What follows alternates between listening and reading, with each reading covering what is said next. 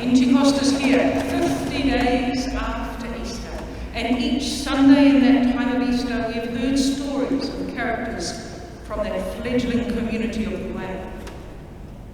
In each of those stories we've heard of the Spirit outpouring on Saul, on Gentiles and prison guard families, restoring new life to the faithful and, perhaps less benevolently, Paul in the funk driving out the spirit of divination.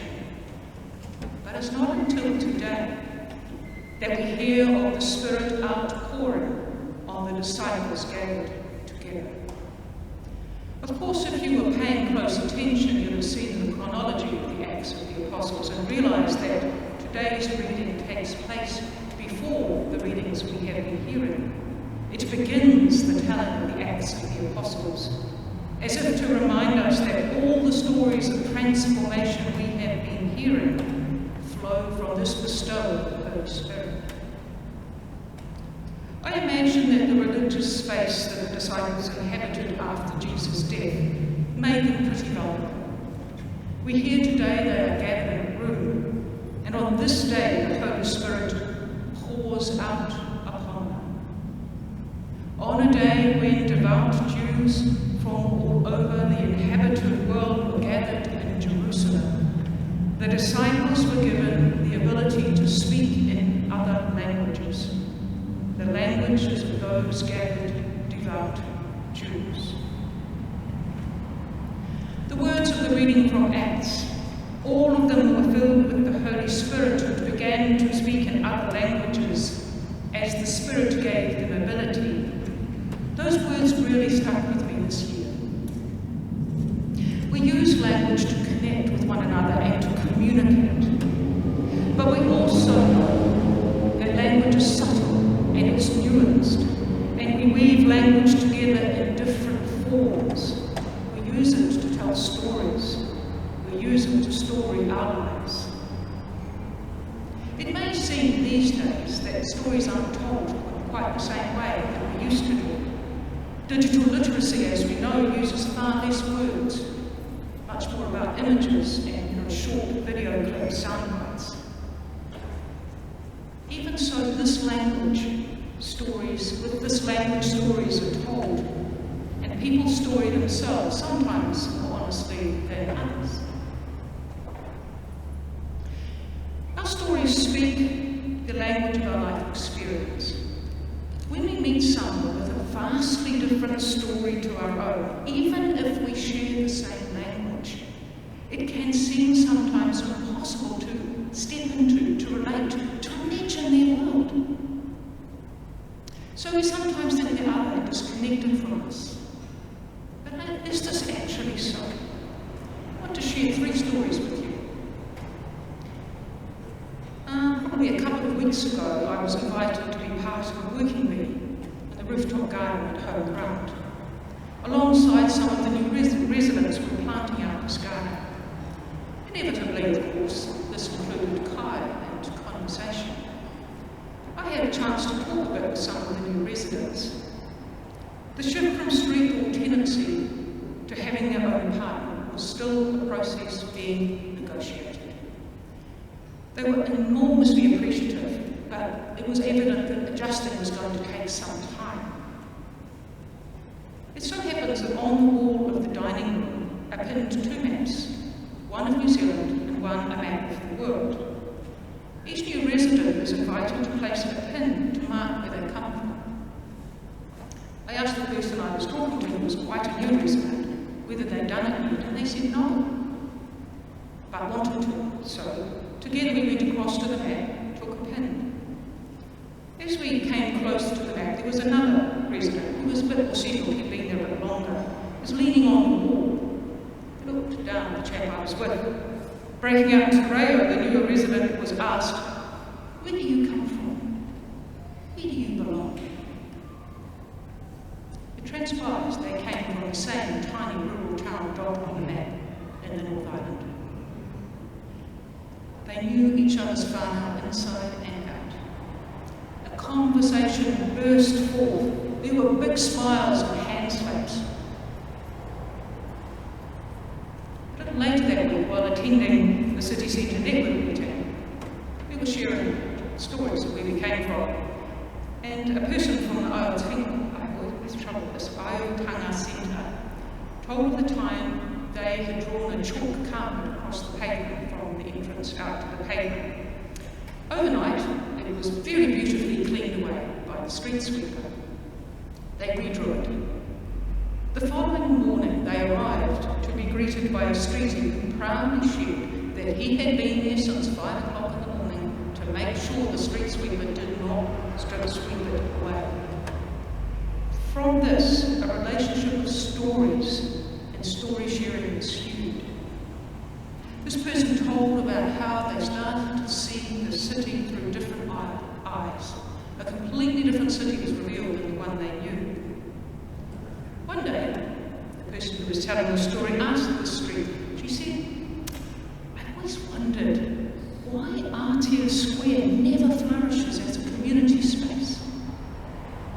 He responded, "Because it's built over a car park. It isn't connected to the land. It isn't grounded, so nothing can grow there." One more. The cross that was recently stolen from St Matthew's. Been here for 99 years. It's only since it was stolen we've learned its story, thanks to Peter Lyon. I want to read you an excerpt from an article that was in the New Zealand Herald on the 8th of May 1924. It goes like this. A memorial cross, a thank offering from those who received health and blessing at the mission of healing conducted by Mr. J. M. Hickson in Auckland, was dedicated in St Matthew's Church last evening by Bishop Afro.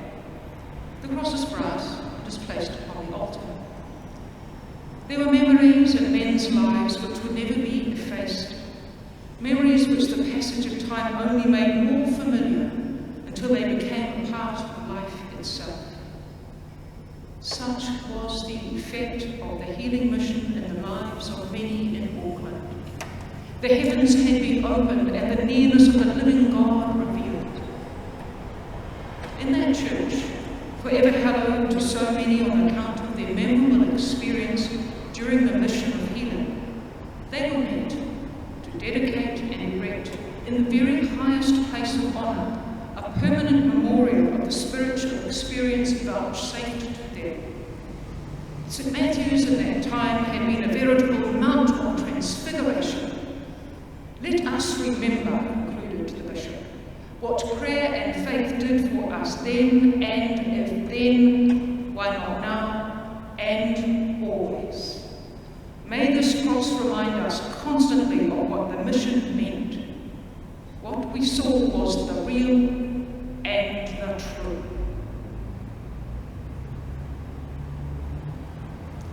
It's not good the cross was stolen.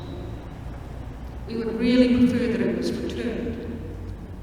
But it wasn't until it was taken that we knew the story, that we began to appreciate what it symbolised for those who had it made.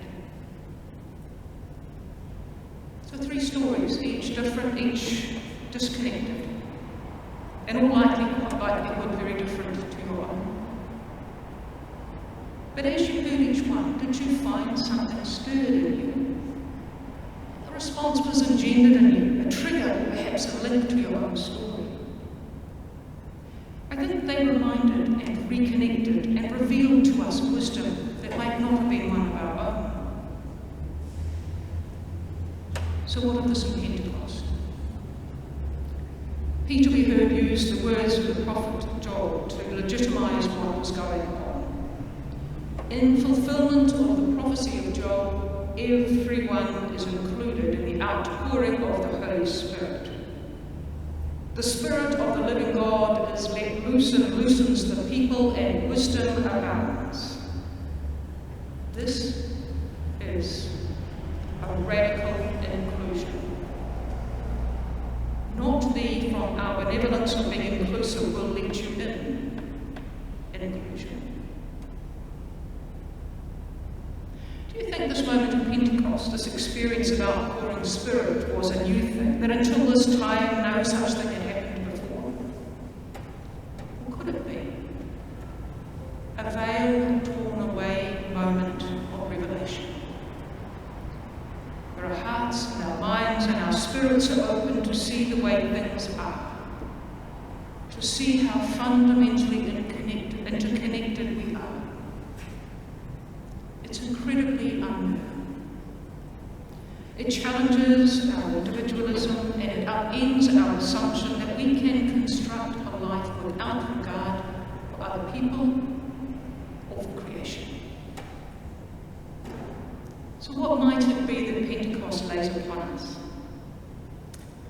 Not only the gift of knowing that we are filled with the spirit of wisdom that desires and draws us to one another in reconciliation for the good and for life, but also that this gift is given to each and every one of us, and I would contend to every living part of creation.